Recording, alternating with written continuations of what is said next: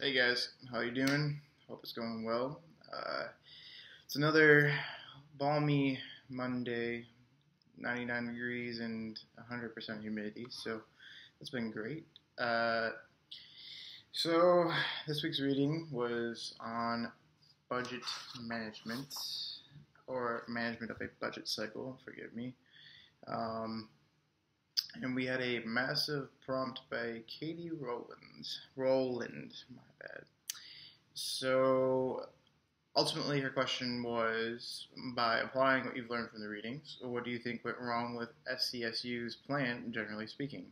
Do you think the budget managers failed to consider the general issues or guidelines? In this week's reading of Barr McClellan, could Clyburn's clout have swayed communities to say yes without properly requiring considering a well-planned budgetary request? How do you think the government and public views support the HBCU funding may have affected the outcome of as Gassman discusses? Now, yes, applying what I've learned through reading is beneficial, but there is a lot of information here that I feel is missing. First, I don't know the culture per se of this university and all of its history, and I haven't seen their budgetary plans, so generally speaking, a lot could have gone wrong to have had this happen. It could have been a perfect storm of bad situations come across. It could be a misappropriation of funds. It could be mismanagement. I don't know. I haven't seen their budget. I don't have access to their budget. So for me, this is a really a question that you could literally say, maybe a dog took a newspaper from the university, and that newspaper somehow was worth $1 million, and all of a sudden they couldn't afford to finish the project. Really, that's kind of the question I'm being asked here. The university having started the project in 1998, that's a long time for a project to be sitting and nothing happened with it. Talk about a 10-year plan. That's you having to plan that far in advance for a budget and keeping that money not appropriate somewhere, it's kind of a challenge.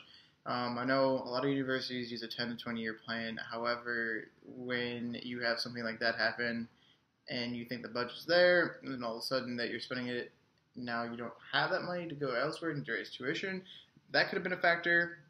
I think of it kind of like Valdosta State, where we built a useless parking structure, or a parking structure that really was not necessary, to be honest with you, that were supposed to be used for students, hardly ever touched, and tuition and fees, well, not tuition, but fees went up quite drastically. So one could say that if Valdosta State was a top 10 university prior to that, and we had to raise our fees by a substantial amount, that yes, we would definitely decrease in our ranking.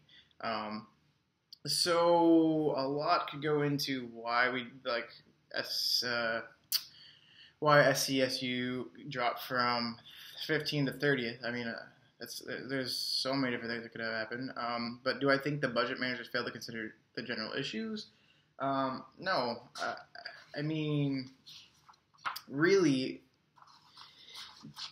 again, a lot could have gone wrong. I mean, there's different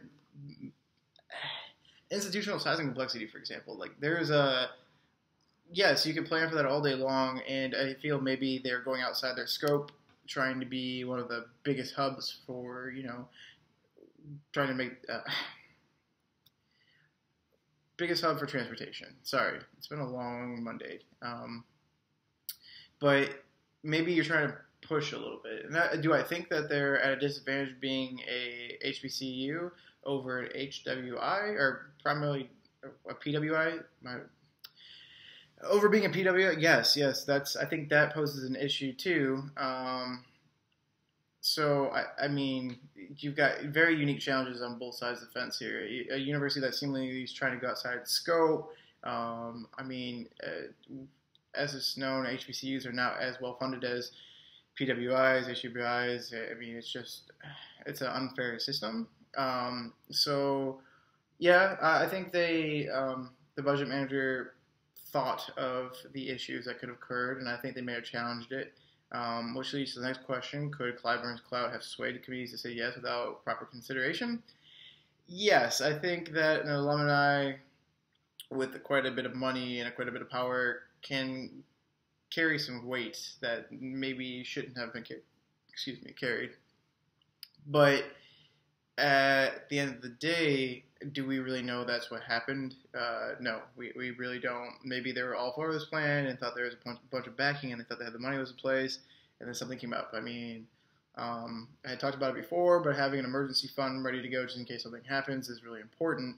And maybe they cut themselves dry thinking in 1998 that they're going to start this project and to be done in a 10-year plan or whatever plan they had. Yeah, sure. Now you're coming into 2010 when they're actually starting construction, and oh wow, there's no money available. Yeah, I think that maybe it was supposed to be spread out a long time, but could Clyburn have clouded some way, use his power and his authority as being a well-known rich alumni? Yeah, sure, that could happen. I mean, power can corrupt people, but again, we don't really know. So again, that question is kind of like it's a moot point. Yes, it could have happened, but no, we don't know. As far as the government views in support of HBCUs and how this may have affected SCSU's plan, yes, again, that could be another contributing factor. I think that HBCUs are not as well funded, as I previously mentioned, as a HWR, PWR, whatever. I think that is a unique challenge that they have. I also think that the decision to remove funding because of poor performance, I mean, that happens everywhere. I don't know if that was a politically or racially targeted thing. Again, this is all going to be speculation because we have no information. So, yes, the funding and the way the public views and support HBCU could have affected that very well, yes. But again, that would take a lot of things in the situation. I mean, if you take into the context that they were trying to build a massive program and they ran out of money, and then because of that, I mean, you could assume that if tuition went up and they had to let more people in by loosening like entrance requirements for the GPA, that could have got them into a downward spiral. I mean, a lot of things could have triggered in this whole situation. So really, it depends on what the exact circumstances were. If I had this information, it'd be cool to analyze. I do think that'd be kind of interesting. But again, I don't want to go out of the way and say, yes, the government specifically screwed over this HBCU because of the way the public viewed it. I can't say that. I don't want to say that. Do I think it's a possibility? Yes. There's a little bit mentioned that Clyburn seemed to avoid any blame despite having his influential status and, wanting to do this project. Yeah, I think he could easily say that no, it wasn't his fault. I mean, he had planned this and it had been planned to be from can I tell, early plan, not 2010.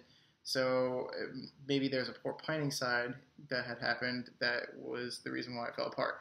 And no, his idea to do it doesn't mean that he's necessarily responsible. So that's really what I've got for this. The chapter itself was very interesting and very useful.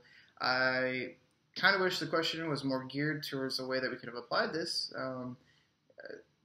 More of a case study. I know this is trying to reach for a case study type situation, but I don't think it hit what I was looking for. So yeah, that's all I've got. I hope you guys are having a good week and continue to have a good week. And to those of you that I will be seeing in a month, less than a month now, I look forward to seeing y'all. All right, guys, take it easy.